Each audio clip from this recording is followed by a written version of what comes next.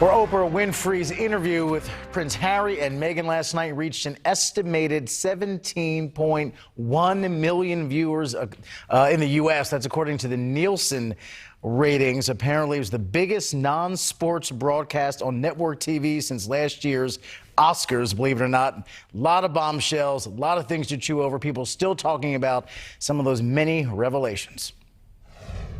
So we have in tandem the conversation of he won't be given security, he's not going to be given a title, and also concerns and conversations about how dark his skin might be when he's born. What? And I just didn't want to be alive anymore. I think even Oprah in that moment was like, well, hold on for a second. Joining us live for more on this big interview is Marc Malkin, Senior Culture and Events Editor at Variety. Marc, appreciate your time tonight on NewsNation. I think let's start there. I think everybody took away something different. What was the big surprise for you when you watched this interview? You know, for me, I was watching it. I'm a royal watcher, and I think, it really did start with Harry and Meghan for me. And I was just watching Meghan talk to see her being so casual with Oprah. But in terms of, the bombshells, it was just one after the other after the other. And to hear that there were people in Buckingham Palace talking about what was the skin tone of Archie going to be, that was just shocking. But at the same time, when I sat back, I was like, I'm not surprised. Mm-hmm. And why now? I think a lot of people watched it and wondered, why are they coming out and doing this interview now with Oprah? The timing of it. I think, is there a grand strategy to the timing of it? I'm not sure. I think a lot of times it's just people have had enough. Meghan and Harry had had enough. They've had these stories spun in such a way that the attacks on Meghan have just become so unbearable. And I think sometimes people just want to say, people like Harry and Meghan say, you know what? We want to just tell our truth now. And there's no one better to do it than Oprah. And like you just said before I came on, 17 million people in the US alone. That's a way to get out your truth. Right. And now we're hearing the royal family. I mean, I'm sure they've seen it at this point, but nothing. We're not hearing anything from Buckingham Palace, from the royal family. Do you expect that we will at some point? How will they spin this? This is going to be a tough one to spin because it also sounds like Meghan and Harry, they've got the receipts. This isn't just hearsay and gossip. They've got evidence of this going on.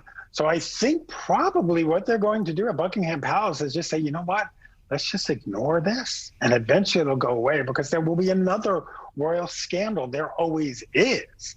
I'm just hoping that the crown extends so we could see this as part of the crown, because I really want to see Olivia Colman in that. Well, it did strike me that they both admitted that they have watched The Crown, because I think many of us who have seen it wonder how true it is to reality. But what must it be like for them to watch that life on screen unfold?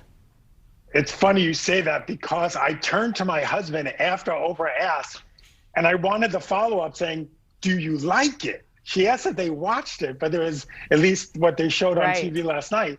The follow-up was, do you like it? What do you think of it? And of course, Oprah wasn't there to sort of do that sort of cutesy pop culture moment, I guess.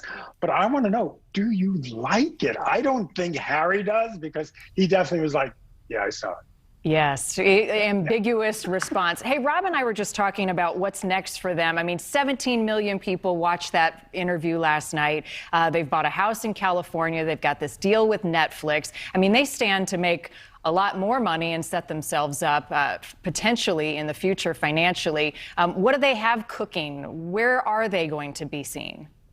They have deals with Netflix. They have deals with Spotify. I think there's going to be, especially after last night, I mean, Meghan could do anything she wants. I don't think she's going to be going back to acting.